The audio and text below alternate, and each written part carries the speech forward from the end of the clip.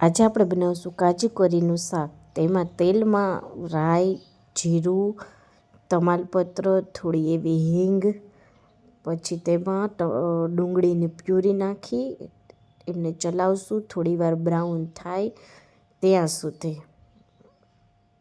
પછી તેમાં આપણે નાખશું ટમેટાની પ્યુરી. ટમેટાની પ્યુરીને થોડીવાર ચલાવશું. બેને એક સરખું થઈ જાય, પાણી બળી જાય ત્યાં સુધી ઢાંકીને મૂકી દઈશું આપણે. થોડું ગોલ્ડન બ્રાઉન જેવો થાય કલર, પછી તેમાં આપણે હલ્દી પાવડર, મરચું પાવડર, સ્વાદ પ્રમાણે ધાણા જીરું પાવડર અને નમક નાખશું.